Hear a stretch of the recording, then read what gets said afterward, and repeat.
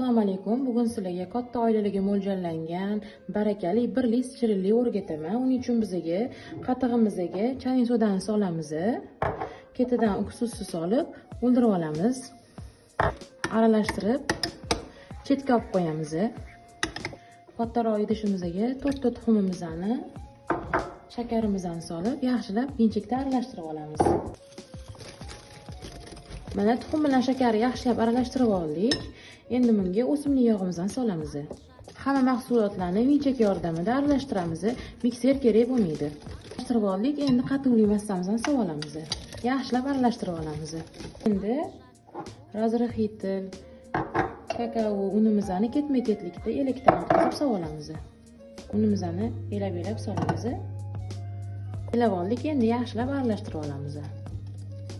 Mana shunaqa qilib yaxshilab aralashtirib olamiz. Mahsulotlarning aniq grammajini yozib qoldiraman opisaniyada. Endi buni ikkita bir xil idishimizga bo'lib olamiz. Ikkita bir xil idishga bir xil qilib bo'lib oldik. Endi oldindan sariyog' surilgan listimizga quyib olamiz. Tekis qilib yoyib olamiz listimizga. Tekis qilib listimizga yoyib oldik. Endi 1-2 urib olamiz. Endi qizib turgan duxovka pechiga 190 gradusga 20 daqiqaga jo'natamiz. Korjlarimizni pishib chiqqunicha kremini tayyorlab olamiz. Kremiga morojniy krem qilamiz.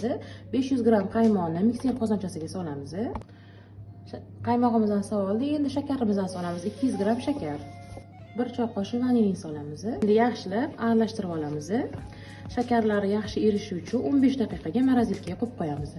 Mana qaymog'imizni 15 daqiqa morozilkada turdi.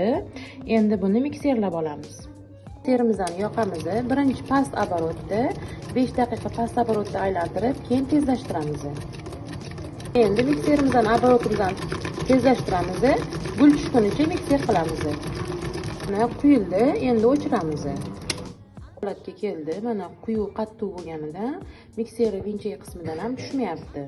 Mana korjlarimiz pishib chiqdi. Endi sovutib, chetlarini tekislab kesib olamiz. Endi korjlarimizni kremlab olamiz. Endi kremimizni bir tekis qilib chiroyli qilib tekislab olamiz. Kremimizni tekis qilib surib oldik. Endi ikkinchi qavatini yopib olamiz. Mana ikkinchi qavatini yopib oldik. Endi ustiga tekis qilib krem surib chiqamiz. Mana ustini bir sidra tekislab oldik. Endi sizlarga o'rgatgan shokolad pastasidan ustini bezashda foydalanamiz. Chiroyli qilib hamma yog'iga bir tekisda yoyib olamiz. Mana ganajimizni bir tekisda quyib oldik. Endi quyiltirilgan sut yordamida yana ham chiroyli qilib chiqamiz.